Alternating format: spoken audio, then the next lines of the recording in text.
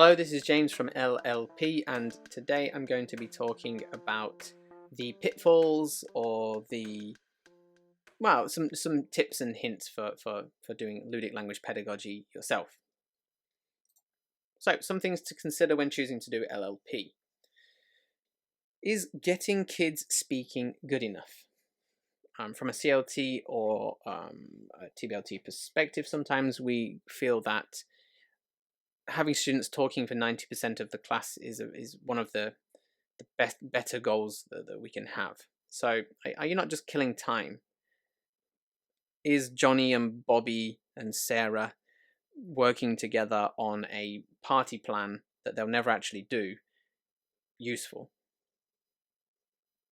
Are you reiterating the narrative of games equals fun Friday afternoon activity? That is, you can play a game after you've finished the textbook activity. So that's it's exacerbating the frivolousness of games. This kind of notion of games being frivolous.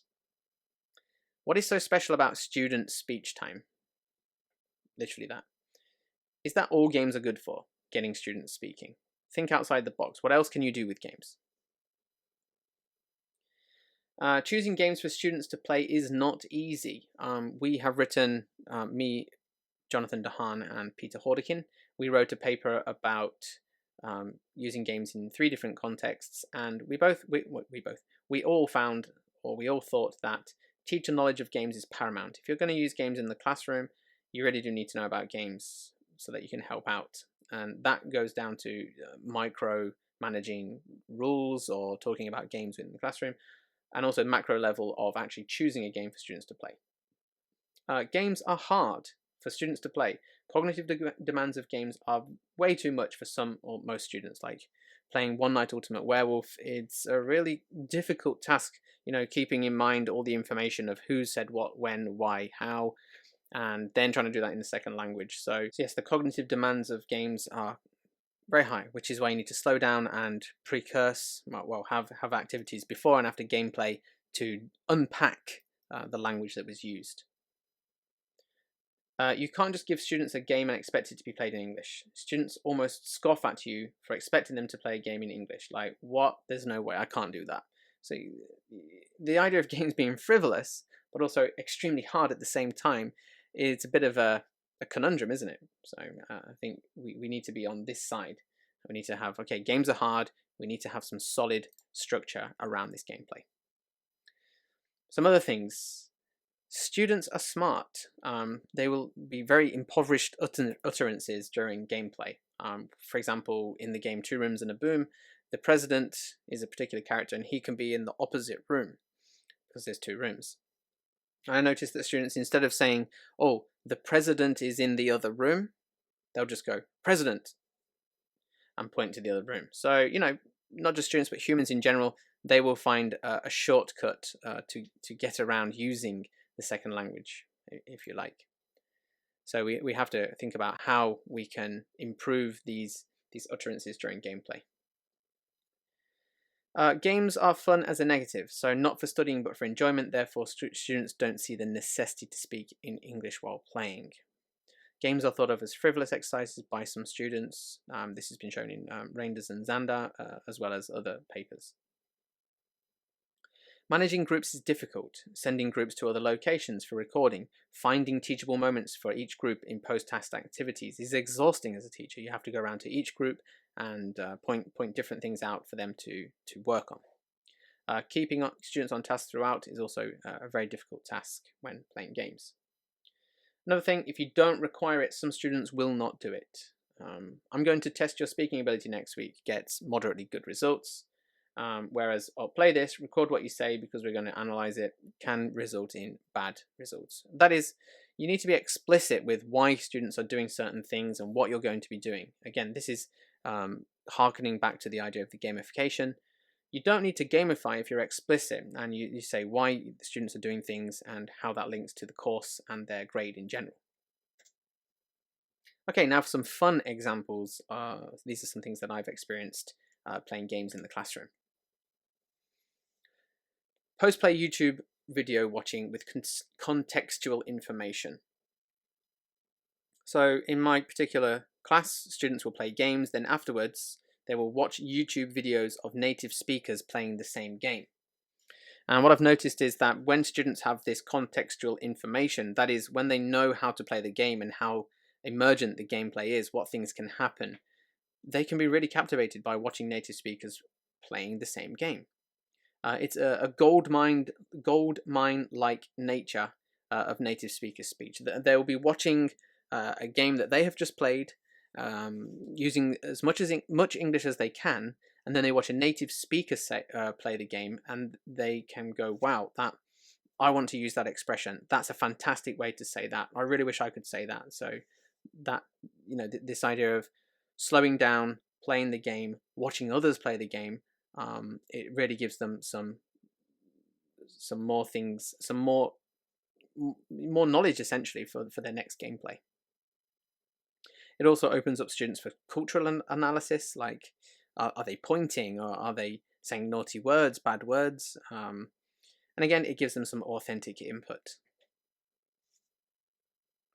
I also have found some students really experiment with language during games.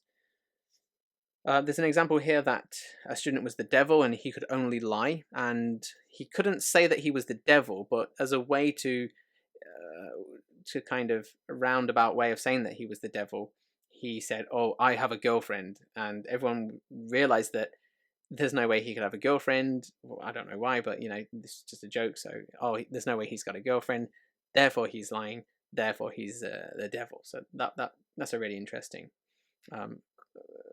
episode of language play, if you like. So what we're doing here is we're creating an experience, not a win-lose scenario. And yes, of course, you're going to have students that are highly competitive and want to win, but I try to get students to realize that this is more of an experience rather than something that is really about winning and losing. That is, if I play One Night Ultimate Werewolf, I'm just as happy winning by tricking people as I am losing by being really cleverly tricked by people. So, yeah. Another example from a student is that it's seriously rigorous academic work.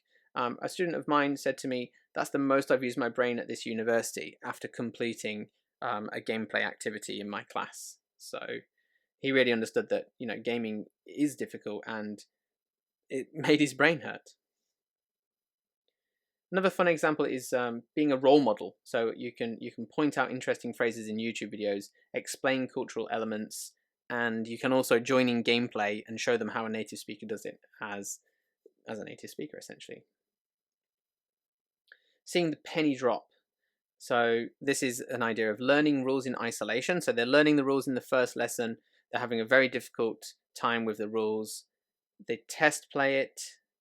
They're putting their English knowledge, or at least the knowledge of the game rules that they read in English, trying to play it, and then seeing the complex interactions between the rules and what they might be able to do. Just seeing that kind of widening of the pupils, like, I know how this game works now. I can see the potential. So that idea of their knowledge being turned into action, and them noticing the action is something really, really nice that you can get in a game-based classroom. So my advice for others that want to get involved with LLP: join the LLP Slack. I realize my head's in the way here, so let me just remove that a second. You can join us at the LLP Journal. This is a link to our Slack, and I'll put a memo in the description here, so you can come and join us, where we talk about doing LLP all the time. That's all we talk about there, of course. So come and join us and talk about your own context. Tell us how we can help you, and we're more than happy to help.